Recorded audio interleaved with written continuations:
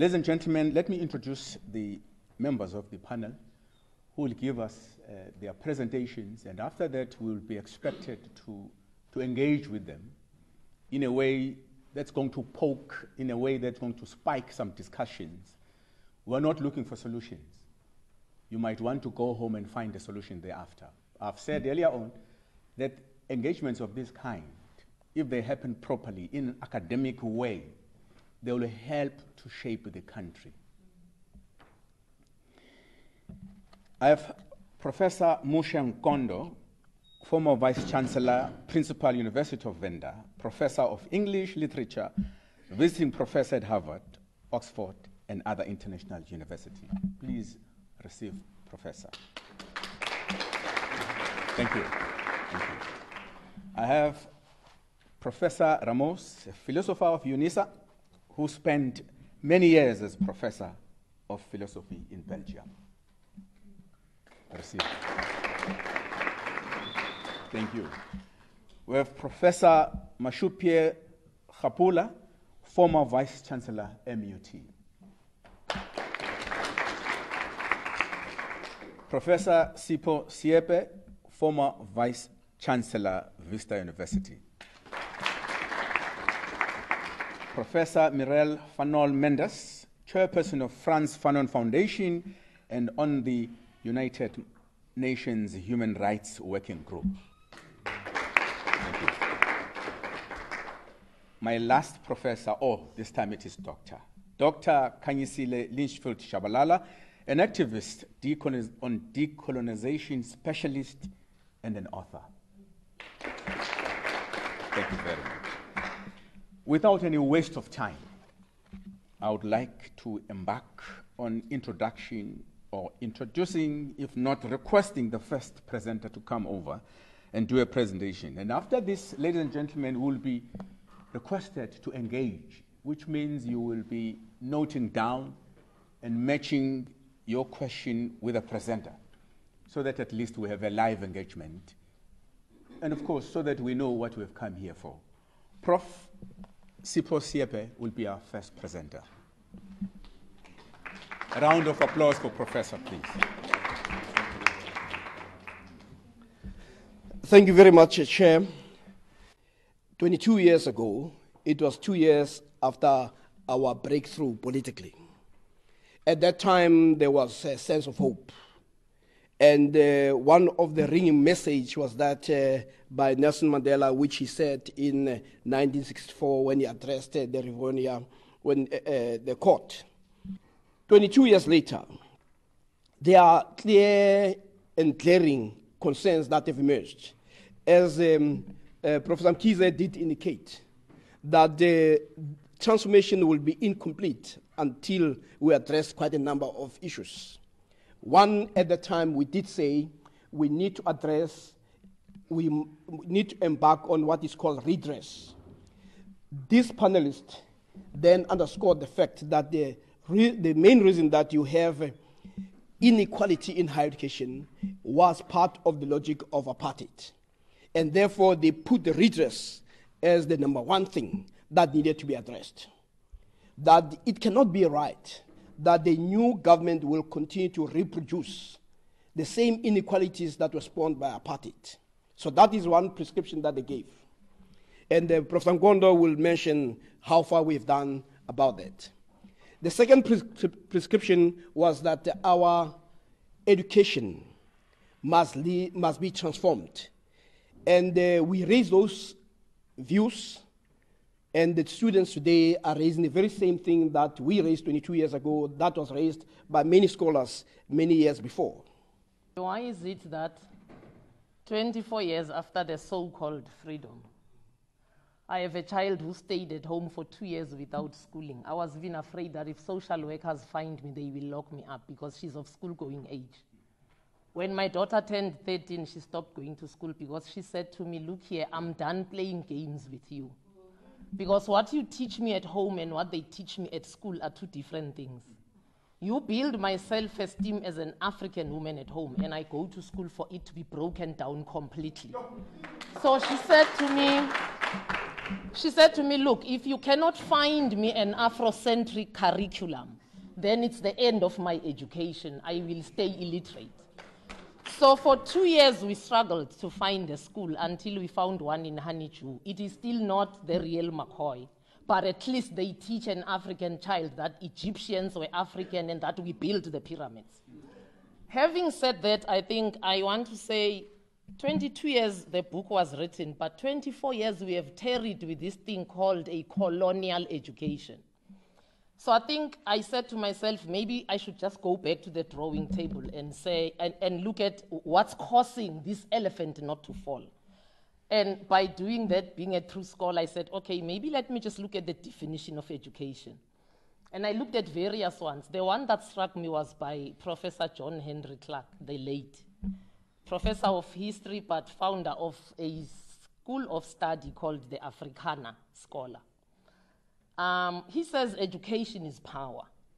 He says a true legitimate education will teach its students how to handle power. My addition then is that a true Afrocentric or Pan-African curriculum will teach its students not to negotiate power, but to take it.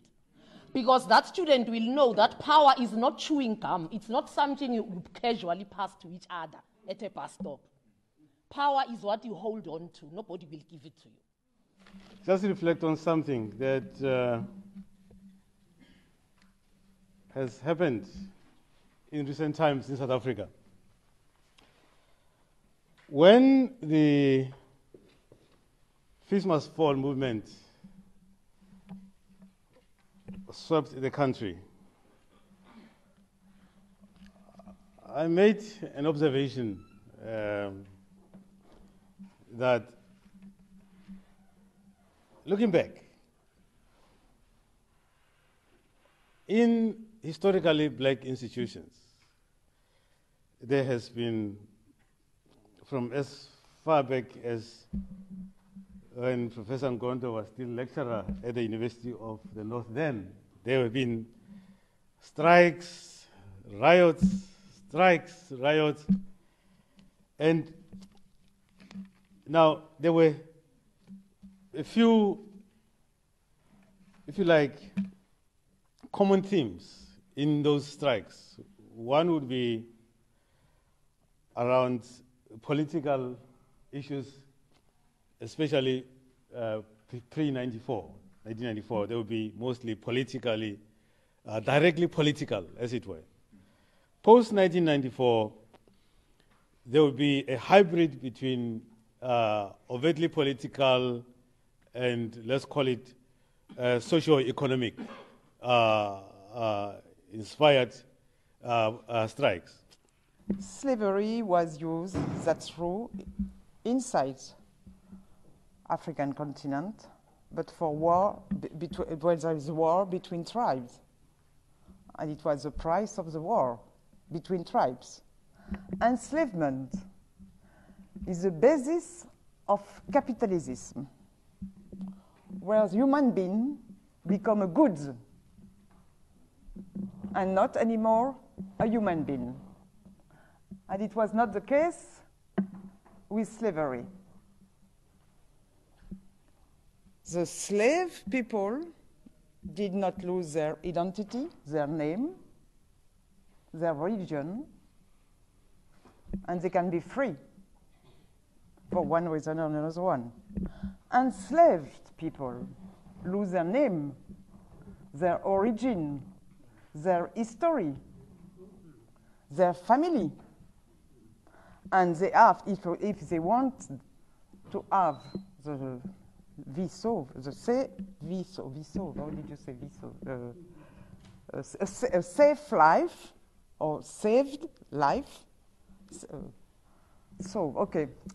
If they want to be alive, still alive, they have to adopt the rule, the tentacle, the rule, the yoke of the slavers. They have no other way. We have been in struggle for over 100 years.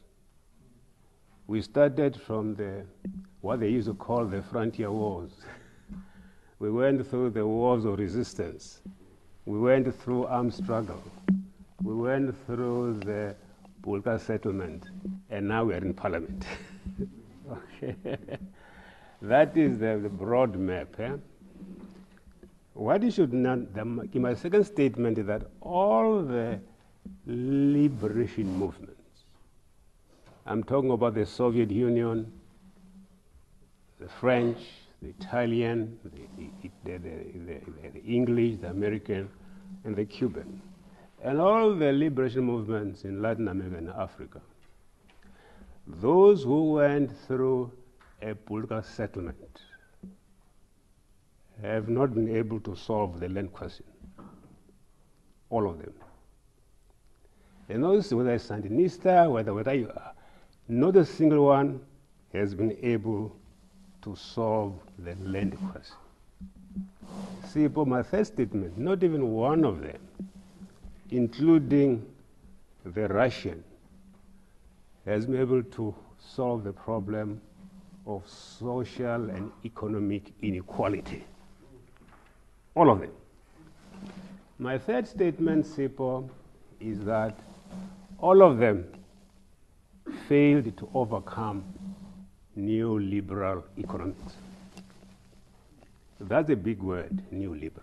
What do I mean by that? It has many meanings. The Oxford Dictionary goes through pages to talk about what does it mean. In this context, it means one thing. It means neoliberal, look at our Bill of Rights. The freedom of the individual, the freedom to make decisions, the freedom of choice is more important than an obligation to the next person.